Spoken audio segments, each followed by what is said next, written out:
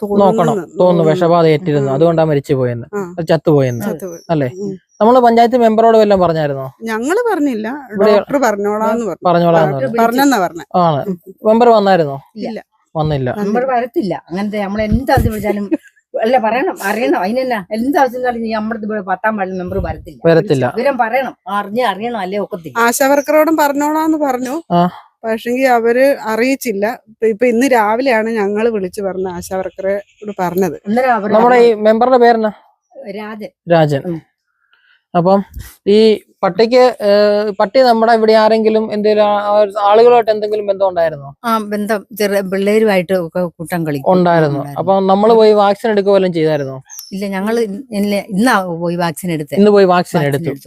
അതിനകത്തും ഈ പറഞ്ഞ മെമ്പർ ആരും വന്നൊന്നുമില്ല, സഹായിക്കാനൊന്നും ആരും ഇതുവരെ വിളിച്ചിട്ടും ഇല്ല, ആരും ചോദിച്ചിട്ടുമില്ല. ഈ നരി വന്ന് ഈ വീടുകളിലെല്ലാം വന്ന് പട്ടിയെ ആക്രമിച്ചപ്പോ തന്നെ ഇവിടെ ആരുടെയൊക്കെ വിളിച്ചായിരുന്നു മെമ്പറെ. ഇതുവരെ ഈ സമയം വരെ മെമ്പർ വിളിച്ച് ചോദിക്കുകയോ വരുകയോ ചെയ്തു. നമ്മൾ ആശാവർക്കറെ വിളിച്ചപ്പോൾ ഹെൽത്തിൽ നിന്ന് 2 സാർമാര് വന്നു. ഈ രാജൻ മെമ്പറെ നമ്മൾ ഒരു കാര്യത്തിന് വിളിച്ചാലും പുള്ളി വരത്തില്ല. പുള്ളി നമ്മളെല്ലാരും ഒന്നും പറഞ്ഞിട്ട് കാര്യമില്ല, പുള്ളി വരത്തില്ല ഒരു കാര്യത്തിനും.